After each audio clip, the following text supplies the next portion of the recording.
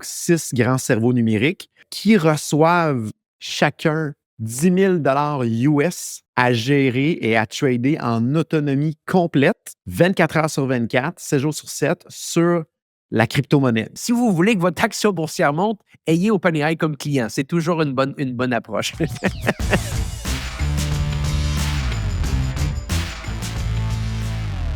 Donc, on est de retour sur le podcast Hypercroissance en mode discussion d'affaires et Jonathan Léveillé aujourd'hui est avec moi pour me présenter la nouvelle manière d'investir. En 2025, bientôt en 2026, les robots ont défini une nouvelle manière de fonctionner, une nouvelle manière de travailler. C'est impressionnant.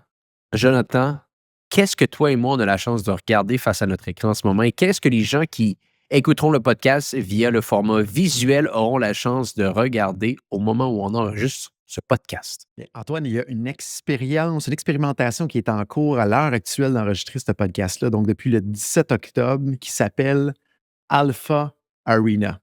Donc, c'est quoi Alpha Arena? C'est sponsorisé par une très jeune entreprise, un très jeune laboratoire d'intelligence artificielle basé à New York, qui ont eu l'idée de tester l'intelligence artificielle dans des marchés réels. Donc, leur première expérience publique, parce qu'ils ont fait plusieurs expériences en privé, mais là, ils l'ont mis extrêmement public et c'est tout ouvert. On peut tout voir ce qui se passe derrière ce combat-là d'intelligence artificielle.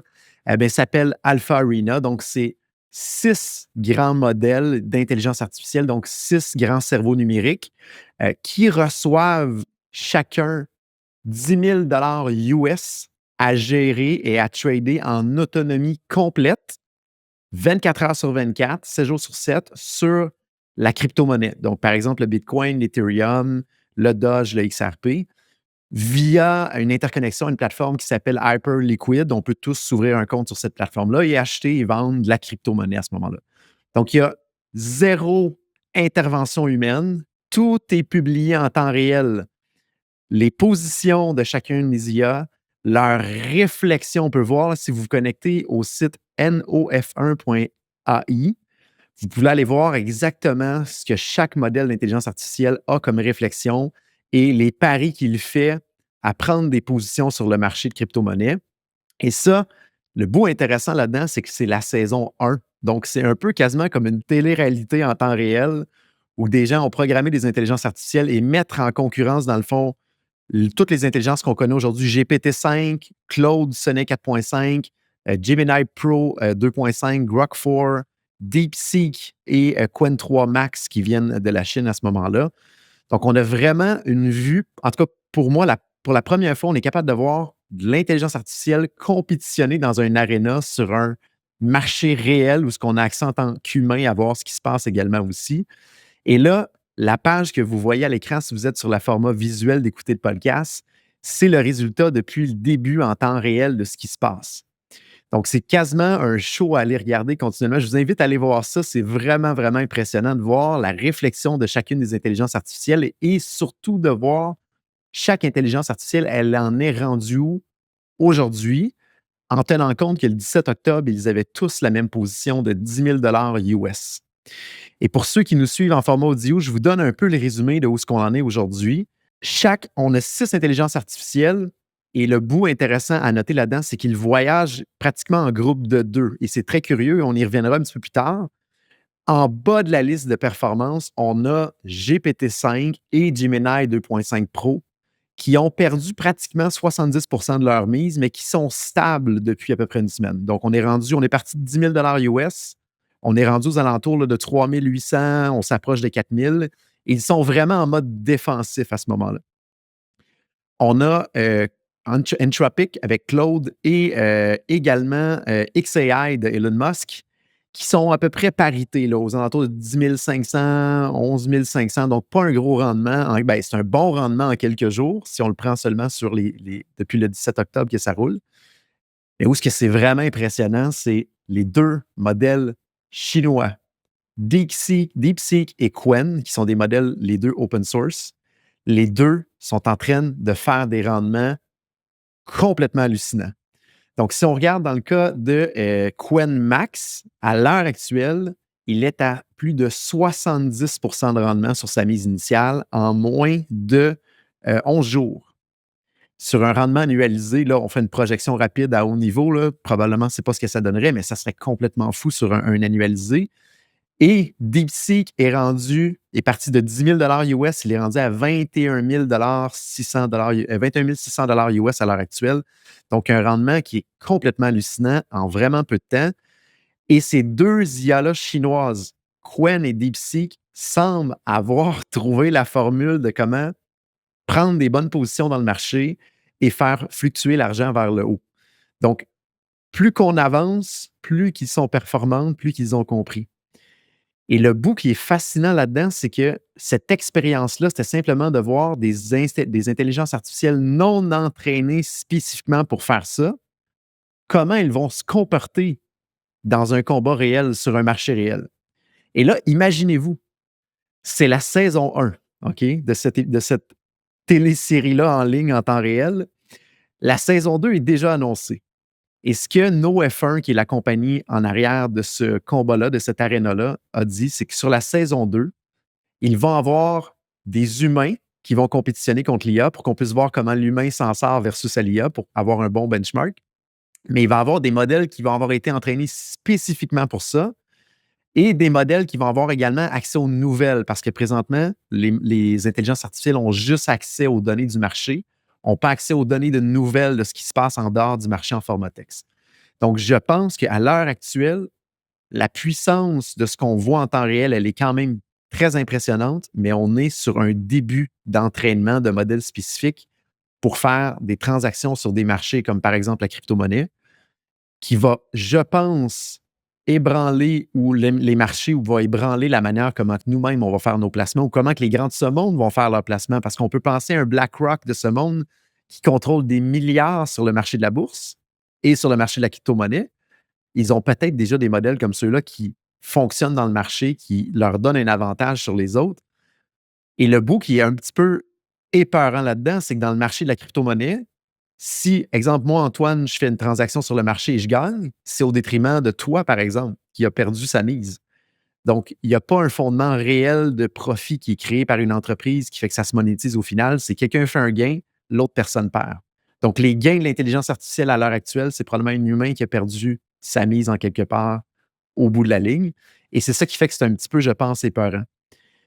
Donc, c'est vraiment le premier cas réel que je vois plusieurs intelligences artificielles se battre en temps réel, mais maintenant, ça va se transposer après dans notre vie réelle. C'est probablement déjà présent dans le marché de trading de la bourse plus traditionnelle. Ils l'ont fait sur la crypto-monnaie pour l'instant parce qu'ils voulaient que le challenge soit 24 heures sur 24. Mais il y a de fortes chances qu'il y ait déjà des intelligences artificielles qui tradent sur le marché de la bourse, sur lequel toi et moi, on a nos placements pour notre retraite et que les gens qui nous écoutent ont probablement leurs placements pour leur retraite aussi. Donc, c'est une bonne réflexion à avoir devant nous, là. C'est un point qui est important de mentionner. Juste pour les gens qui n'ont pas nécessairement compris, je vais juste le répéter, c'est du vrai argent sur les vrais marchés en temps réel. Ce n'est pas simplement une simulation de dire si hypothétiquement on donnait pour 10 000 de valeur de crypto-monnaie à un OpenAI ou à un Gemini de ce monde, quels seraient les rendements? Non, c'est du trading, pardonnez-moi l'anglicisme, en direct, en temps réel et comme Jonathan le dit, au détriment finalement peut-être d'un autre utilisateur ou d'un autre IA, qui sait? Et le fondateur de cette entreprise-là, NoF1, dit de sa propre bouche qu'il avait un petit fonds d'investissement de 3 millions qu'il a réussi à faire grandir à 20 millions en un très court laps de temps. Et là, si on va sur le site de NoF1, on peut s'abonner sur la liste d'attente parce qu'ils vont lancer leur modèle spécialisé de trading éventuellement. Ils vont probablement lancer des fonds d'investissement. Probablement beaucoup de gens vont vouloir mettre des sous là-dedans puis profiter de l'avantage de rapidité de trading, de rapidité d'analyse que l'IA a sur le marché. Donc, je pense qu'il y a une nouvelle catégorie potentiellement de placement qui s'en vient, qui va, pas de placement, mais de manière de négocier des placements qui va probablement venir impacter le reste des autres marchés, donc à surveiller pour nos propres placements à nous au final. Il va y avoir quelque chose qui va bouger à travers tout ça, c'est sûr et certain. Et là, ça va être intéressant de voir comment les grands de ce monde, comme les Wealthsimple de ce monde, vont se positionner. Est-ce qu'eux-mêmes vont développer leur propre IA? Dans ce genre de cas-là, c'est des IA qui sont disponibles pour monsieur, madame, tout le monde, qui ont simplement été mis en contexte de comment réussir à trader.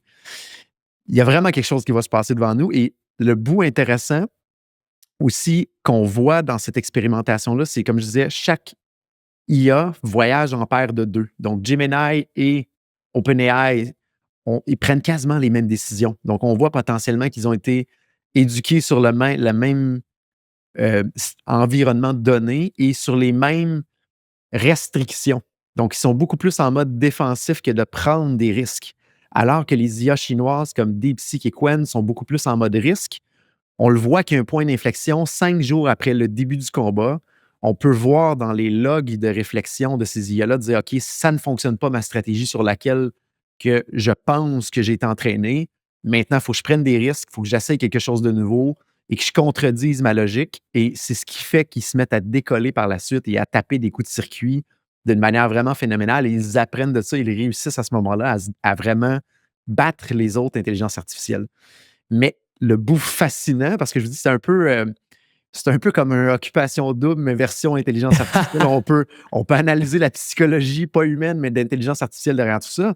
C'est à quel point les deux intelligences artificielles de la Chine réagissent au même moment pratiquement à se dire « Hey, ça fait pas de sens, faut que je change ma stratégie » et les deux se mettent vraiment à décoller. Il y a quelque chose à apprendre derrière cette expérimentation-là qui, quand on le ramène dans nos propres organisations, ben là, on peut clairement voir et croire que si on donne des tâches à Gemini et à GPT de OpenAI, eh bien, ils vont être beaucoup plus en mode défensif et essayer de ne pas trop prendre de risques pour ne pas se casser la gueule au final. Alors que si on utilise les IA chinoises, ils vont être beaucoup plus cow-boys, ils vont prendre plus de risquent de dérailler, mais risquent d'avoir une performance plus élevée. Donc, moins de Et, guardrail qu'on appelle au final. et là, Jonathan, on revient à notre discussion de la semaine dernière. Ici, est-ce qu'on a accès, ou plutôt, est-ce qu'on regarde un workflow IA ou un agent IA? Je pense que là, notre audience risque d'être capable de répondre, mais ça m'a l'air, à moins que je me trompe, d'être un agent IA. On est d'accord? Exactement. Exactement, parce que chacun de ces cerveaux numériques-là a accès à des outils, dont se connecter à la fameuse plateforme Hyperliquid pour faire leurs transactions. Et ils ont une pleine autonomie. La seule mission qu'ils ont, c'est réussir à faire un maximum de gains et ne pas arriver à zéro au final.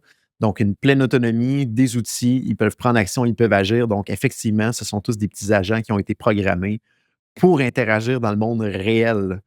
Donc, c'est le bout qui me fascine complètement parce qu'on a déjà vu des gens qui étaient plus en virtuel, en test, mais comme Antoine, tu le dis, c'est de la vraie argent. On voit toutes les transactions en temps réel.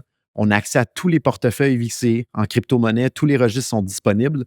Donc, il n'y a aucune chose qui est virtuelle ou qui est faux dans ce qui est en train d'être fait comme simulation. Ben, c'est même pas une simulation, c'est du réel. C'est un combat en temps réel qui se déroule devant nos yeux. On fait une petite pause sur le podcast en cours parce que je veux vous parler d'une entreprise que j'aime tant et cette entreprise se nomme Hello Darwin. Hello Darwin, d'ailleurs, si vous ne le savez pas, c'est une organisation qui vous aide à aller trouver les subventions dont vous avez le droit et Hello Darwin est également un partenaire du podcast Hypercroissance. Parlant de subventions, il y en a une que je veux vous parler aujourd'hui. Je veux vous parler du programme de soutien à la commercialisation et à l'exportation, qui d'ailleurs est une initiative d'Investissement Québec.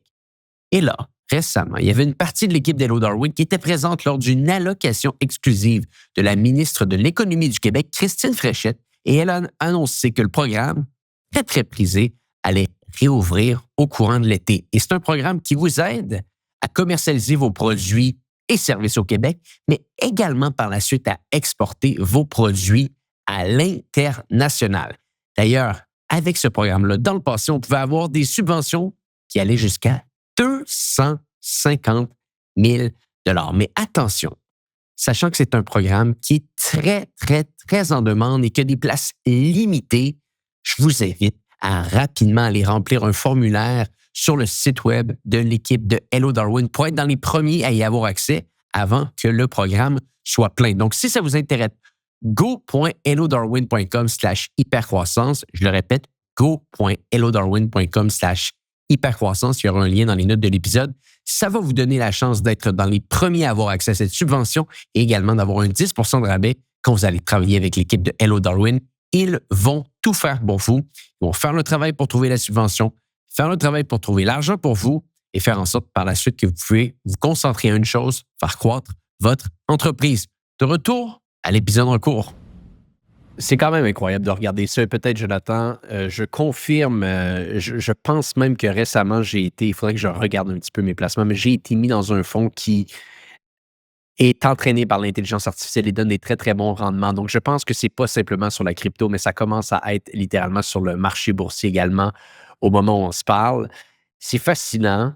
C'est définitivement, selon ma perspective à moi, une bribe de quelque chose de beaucoup plus profond qu'on va voir dans le futur sur pas seulement le marché boursier ou le marché des crypto-monnaies, mais beaucoup plus de catégories.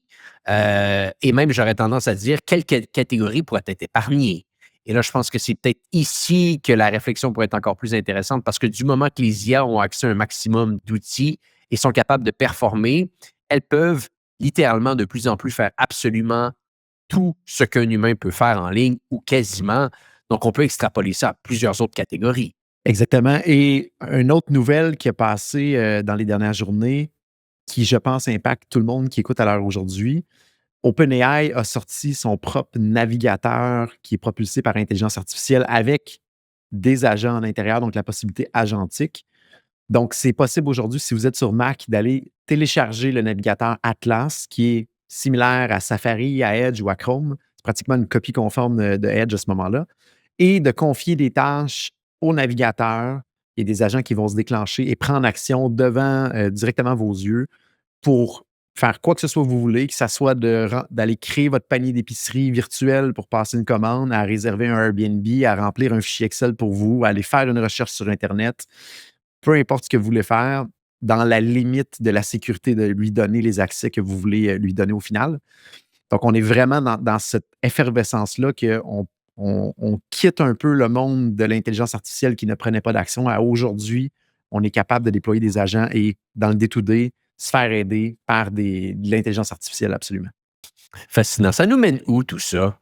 Où sommes-nous rendus en tant qu'organisation, en tant que citoyen dans cette intelligence artificielle? Parce que j'ai l'impression, et je serais curieux de t'entendre ici sur le sujet, Jonathan, l'intégration de nouveaux outils, de nouvelles approches comme on est capable de le voir aujourd'hui, de dynamique à la OpenAI avec Alpha qu'ils ont lancé tout récemment. Je pense que c'est Alpha, leur moteur de recherche que tu mentionnais, Jonathan. Est-ce qu'on est d'accord que l'intégration de ces nouvelles initiatives se fait à un rythme 2 à 10 fois plus vite que l'intégration de monsieur et madame tout le monde de l'intelligence artificielle dans le quotidien? Si j'avais à simplifier, on n'est pas capable de suivre le rythme de tout ça.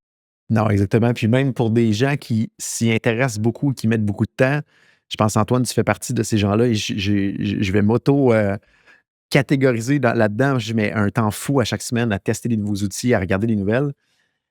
L'enjeu qu'on a à l'heure actuelle, c'est que l'humain est capable d'absorber de l'information et des nouvelles à une vitesse très linéaire, limitée par sa quantité de temps, alors que l'intelligence artificielle, à l'heure actuelle, c'est une technologie qui se développe d'une manière exponentielle. Et on est vraiment mauvais en tant qu'humain de voir où est-ce que ça nous amène en tant que quand on est confronté à quelque chose qui est exponentiel, donc les fameux intérêts composés. Et là, c'est en train de prendre une vitesse à laquelle que l'humain, je pense, n'a pas la capacité d'absorber, de tester et d'évaluer si les outils font du sens pour lui. On en est là à l'heure actuelle. Donc, ça bouge super vite. Je ramènerais ça dans un parallèle par rapport, par exemple, quand l'électricité est arrivée il y a de nombreuses décennies de ça dans le passé, mais ça a pris 30, 40, 50 ans avant que l'électricité arrive réellement dans les mains des utilisateurs finaux avec la sécheuse, la laveuse, le four électrique. Mais là, on prend tout ça qui aurait dû prendre 30, 40 ans et on est en train de le compresser en 2, 3, 4 ans environ. Donc, on est à une vitesse pratiquement 10 fois plus vite que ce que l'humain est capable d'absorber en présence d'une super technologie comme l'intelligence artificielle. Donc, effectivement, ça bouge tellement vite que c'est impossible de rester à jour. Il y a tellement d'outils qui sortent qu'à un moment donné, il commence à avoir une fatigue aussi de tester Oui. puis de valider quel outil qui est le plus efficace, là. Et je pense que c'est un excellent point ici. Il faut faire aussi attention parce qu'il y a une différence entre consommer, être intéressé, interpréter et intégrer dans son quotidien. Je pense que c'est là ici que chaque entrepreneur, que chaque professionnel qui nous écoute aujourd'hui a une responsabilité parce que ça, pour moi, c'est davantage quasiment un show Netflix que quelque chose que je peux intégrer dans mon quotidien. Et il y a beaucoup de choses comme ça qui s'intègrent dans une notion peut-être un petit peu plus d'animation, qu'on pourrait dire, de regarder ça avec beaucoup d'attention, que de se dire aujourd'hui, qu'est-ce que ça peut changer dans mon entreprise? Pas grand-chose. Et la vérité, c'est que même s'il y a beaucoup d'intégration d'agents IA, le quotidien des organisations en 2025-2026, c'est pas vrai qu'il a énormément changé encore. Je pense qu'on est tous capables d'encercler le fait qu'il va y avoir des changements massifs, mais l'intégration dans le quotidien n'est pas là encore. Donc, je pense que c'est important de faire la distinction de tout ça à la fin de la journée. Ceux qui sont curieux et déjà qui utilisent des outils comme ChatGPT avec les fonctionnalités avancées, moi, ce que je vois puis j'entends autant dans notre entreprise puis les gens qu'on accompagne autour, c'est qu'il y a effectivement un gain de productivité qui a été fait quand même assez marqué pour des tâches administratives, des tâches de recherche, faire de la documentation, faire des réflexions, brainstorming. Donc, il y a déjà quand même un gain qui est saisissable, mais qui est difficilement calculable de manière précise. Donc, j'ai comme l'impression qu'à l'heure actuelle, on fait juste que certains humains vont beaucoup plus rapidement en termes de résultats qu'ils peuvent produire versus il y a quelques semaines ou quelques mois, mais c'est encore très difficilement calculable et c'est pas un niveau encore qui est complètement spectaculaire dans les organisations. Ce qui est impressionnant, par contre, si on analyse un peu la réflexion et la dynamique d'exponentielle que tu as mentionné un petit peu plus tôt, Jonathan, qui est intéressant, ça se traduit via certaines startups technologiques dans l'intelligence artificielle.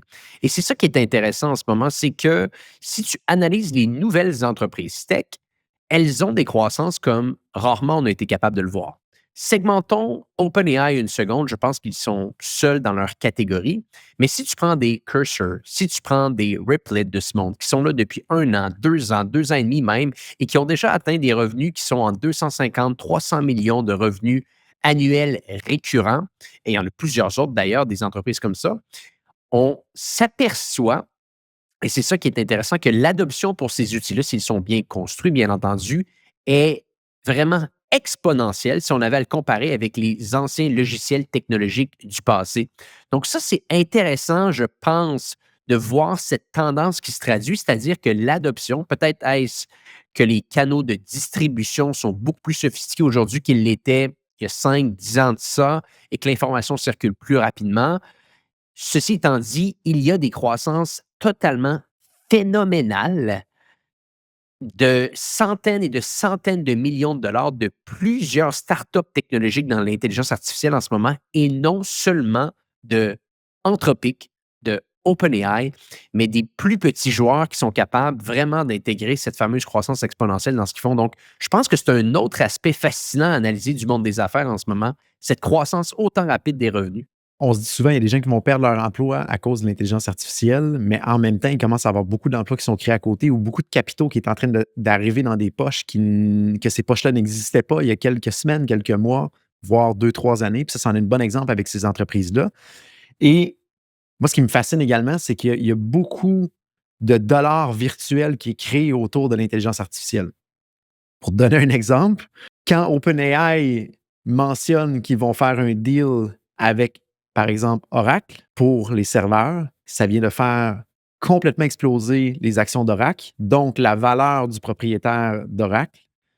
Et là, on vient de créer virtuellement des centaines de milliards de dollars. Et là, le propriétaire d'Oracle dit, moi, je vais investir dans OpenAI. Donc, juste parce Oui, qu'OpenAI a décidé de dire, je vais faire affaire avec telle compagnie, je vais signer un deal, oui. ils viennent par eux-mêmes de créer un cercle qui a créé des milliards, voire des centaines de milliards de dollars par une simple annonce. Moi, j'ai jamais vu ça, Antoine, dans le passé. Je ne sais pas si tu as déjà vu ça à cette mesure-là. Et il commence à avoir vraiment un écosystème que tout le monde annonce des annonces avec Google, avec Microsoft, avec OpenAI, avec Oracle, et que ça crée beaucoup, beaucoup de sous virtuels dans un cercle qui se met à tourner. Je ne sais pas qu'est-ce qui va arriver quand ce cercle-là va ralentir, ou du moins quand les modèles vont moins consommer, qu'on va avoir besoin de moins d'infrastructures. Il y a quand même quelque chose qui est en train de se dessiner qui peut potentiellement être une bulle devant nous. À l'heure actuelle, je ne pense pas qu'on est là-dedans, mais ça pourrait devenir une bulle. Ben, ce qui est intéressant, c'est qu'encore une fois, l'argent circule uniquement avec certaines organisations. Et c'est là qu'on doit être capable d'être très attentif à ce qui se déroule. Prenons l'exemple de OpenAI, comme tu l'as mentionné, qui ont récemment fait une entente avec AMB, qui est essentiellement un fournisseur de chips, un peu à la Nvidia, mais moins intéressant, moins important. Ils ont tout de même une capitalisation boursière de plusieurs dizaines de milliards de dollars. Mais bref, OpenAI aimerait que Nvidia lui fournisse tous ses GPU. GPU, c'est pas beau en dire ça en français, mais on va dire GPU en anglais pour construire ses data centers. Nvidia a un souci en ce moment de capacité, donc ils ne sont pas capables de tout lui fournir et OpenAI, lui, en a besoin de plus. Donc, il se tourne vers AMB. OK. Le deal se fait. Donc là, essentiellement, qu'est-ce qui est en train de se dérouler? C'est que OpenAI va devenir un client de AMD. Mais là, AMD, si demain matin, il y a un client comme OpenAI qui cogne à sa porte pour acheter ses chips, ben, il risque d'avoir un carnet de commandes assez prononcé au vu de, un, les rondes de financement que OpenAI lève et au vu, deux, également de la visibilité médiatique que OpenAI possède. Donc, qu'est-ce que OpenAI fait en ce moment? Et c'est là que ça devient quand même assez ingénieux, ce qui est en train de se mettre en place. C'est que en garantissant, bon, je ne sais pas s'ils le garantissent parce qu'on s'entend, il y a beaucoup d'argent qui est discuté, qui est divulgué. Est-ce que cet argent-là va vraiment se matérialiser dans le futur? Ça reste à voir. Mais on va assumer que la garantie se met en place ici. OpenAI fait un deal avec AMD. Il dit parfait, on va vous acheter pour plusieurs dizaines de milliards de chips, de GPUs. Merveilleux. Par contre, ce qu'on va faire, c'est qu'on va avoir des warrants de votre entreprise. Essentiellement, ce qu'ils disent, c'est qu'ils disent à AMD, si on devient votre client, l'action boursière de votre organisation risque d'aller à la hausse. Et dernière nouvelle, c'est allé à la hausse comme pas possible. Donc, ce que OpenAI fait, dit OK, on va devenir votre client, mais on va avoir 10% de votre entreprise. C'est 10% de l'entreprise, Jonathan, à un prix, et là, je ne pense pas que ça a été divulgué, mais qui est essentiellement un prix de l'action qui est beaucoup plus bas que ce qui est aujourd'hui, avant même que le deal se fasse, parce qu'on sait que votre entreprise va croître grâce à nous, grâce à toute l'attention médiatique et grâce au deal qu'on va faire ensemble. Et qu'est-ce qu'AMB dit? Dit oui, quand tu le veux, Sam. Tu as le 10% de mon entreprise. Donc, essentiellement, je vais te fournir des chips et je te donne 10% de mon entreprise. Et tu sais quoi? C'est un bon deal parce que si tu regardes l'action de AMB aujourd'hui qui a été mise en place, je pense que le deal s'est fait il y a à peu près 10-12 jours de ça, Jonathan. L'action est vraiment à la hausse au moment où on se parle. Et peut-être que ça leur a descendu un petit peu depuis, mais c'est juste pour donner un petit peu une idée de comment que ça a été mis en place. Donc, AMD, l'entreprise qui fournit les chips à OpenAI. Donc, on regarde un petit peu, c'est toujours très à la hausse. Je regarde un petit peu le graphique avec toi au moment où on se parle. Jusqu'à maintenant, cette année, en croissance de 63% le titre cette année. Donc, et si tu regardes peut-être dans les 7 derniers jours ou le dernier mois, dans les 6 derniers mois, 170%. À l'annonce, Donc, ça a eu 20% juste à l'annonce, qui est à complètement fou. Puis on l'annonce. parle de milliards de dollars, là. Donc, c'est Et la 80 même chose, milliards qui ont c'était été créés juste dans l'annonce.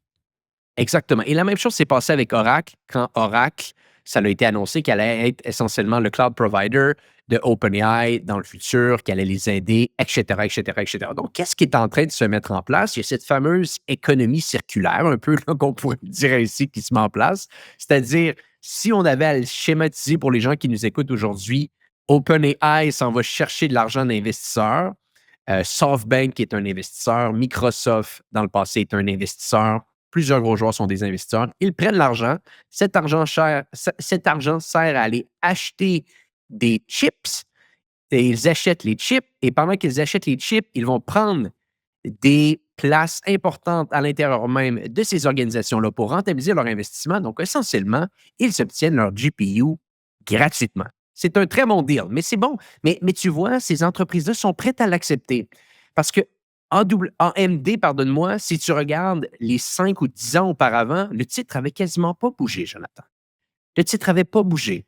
Et là, cette année, ils prennent 170% de croissance. La capitalisation boursière est rendue, je pense quoi, 40-50 milliards aujourd'hui. Je regarde, AMD Market 420, Cap. 422 milliards.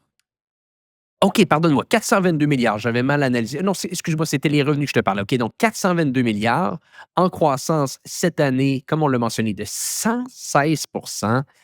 Donc, tu vois, c'est Est-ce un qu'on bon deal pour eux. C'est bon si vous voulez que votre action boursière monte, ayez OpenAI comme client. C'est toujours une bonne approche.